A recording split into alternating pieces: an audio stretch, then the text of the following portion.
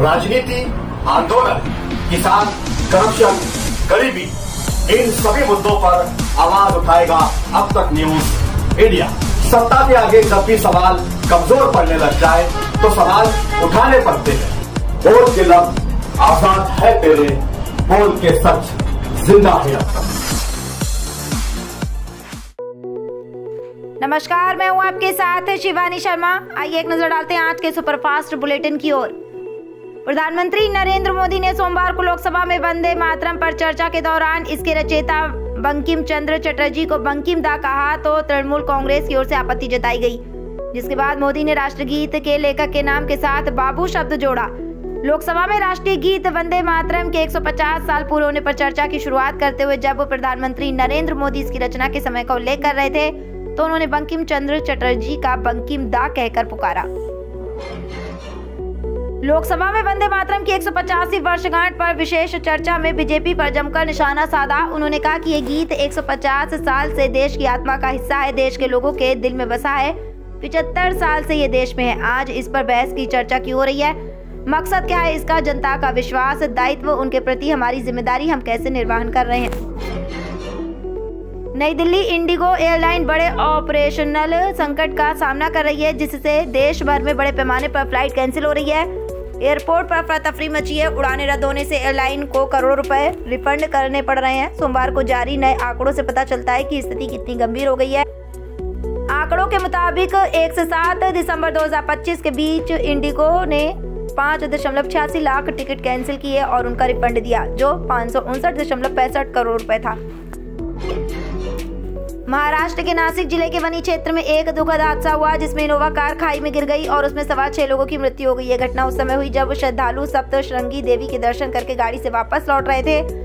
घाट इलाके के गणेश पॉइंट के पास ड्राइवर का नियंत्रण गाड़ी से छूट गया और कार खाई में गिर गई। इस दुर्घटना ने इलाके में शोक की लहर फैला दी है और स्थानीय प्रशासन द्वारा राहत कार्य शुरू कर दिया गया है। कक्षा 5 और 8 के विद्यार्थियों की छात्रवृत्ति परीक्षा में परिणाम की गुणवत्ता और प्रतिशत बढ़ाने के लिए महाराष्ट्र की एक जिला परिषद के शिक्षा विभाग ने पहल करते हुए टारगेट पिकअप अप्स संस्था के माध्यम से विद्यार्थियों के लिए अभ्यास अभियान शुरू किया। इसमें करीब 24 विद्यार्थी अभ्यास कर रहे थे। यह व्यवस्था ऐसी थी कि विद्यार्थी ऑनलाइन परीक्षा दे सकते थे। इस टारगेट पिकअप्स की कक्षा 8 की दूसरी ऑनलाइन अभ्यास परीक्षा के एक प्रश्न पत्र में पूछा गया सवाल बड़े विवाद का कारण बनने की संभावना है। इस प्रश्न पत्र में कक्षा 8 के विद्यार्थियों के लिए तैयार प्रश्नावली में पूछा गया कि सवाल है कि ऊंची जाति का नाम क्या है। इस सवाल ने शिक्षकों को नाराज कर दिया और ये भी सवाल उठ रहा है कि विद्यार्थियों के मन से जातिवाद कैसे मिटाया जाए। वक्फ प्रॉपर्टी को लेकर पूरे देश में अफरा तफरी का माहौल था। ट्रस्टी और संगठन आरोप लगा रहे थे कि सरकार वक्फ प्रॉपर्टी पर कब्जा करना चाहती है। इस बीच प्रॉपर्टी के रजिस्ट्रेशन की आखिरी तारीख खत्म हो गई है। पोर्टल 6 महीने तक चालू था और डेडलाइन खत्म होने के बाद इसे अपलोड करना बंद कर दिया गया।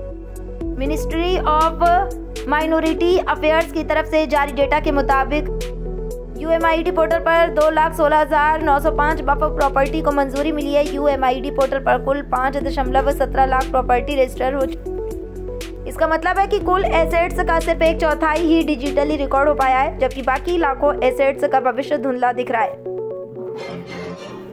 ईरान और इजराइल के बीच तनाव फिर से बढ़ रहा है। ईरान ने नई मिसाइल ड्रिल्स के साथ अपनी सैन्य तैयारियां तेज कर दी हैं, जिससे मध्य पूर्व में तनाव और खतरनाक होता जा रहा है। साथ ही रूस यूक्रेन युद्ध, अफगानिस्तान पाकिस्तान सीमांत विवाद और भारत इंडोनेशिया के सैन्य अभ्यास की भी जानकारी मिली है। ये विस्तृत रिपोर्ट सामरिक और युद्ध की जटिल परिस्थितियों को समेटे हुए है। कतर के प्रधानमंत्री शेख मोहम्मद बिन अब्दुलरहमान अल थानी ने गाजा के पुनर्निर्माण के लिए कतर की वित्तीय सहायता से साफ इनकार किया है। उन्होंने हमास को फंडिंग देने के आरोपों को भी पूरी तरह से खारिज किया। कतर ने कहा कि हमास के साथ उनकी बातचीत मध्यस्थता और युद्ध विराम के लिए है, न कि हथियारबंद समूह को समर्थन देने के लिए। सलमान खान के होस्टिंग वाले बिग बॉस 19 का आज फिनाले चल रहा है। टॉप 5 में अमाल मलिक, तान्या मित्तल, परिणीत फरहाना और गौरव खन्ना पहुंचे थे। फिर गौरव खन्ना और फरहाना टॉप 2 में आए।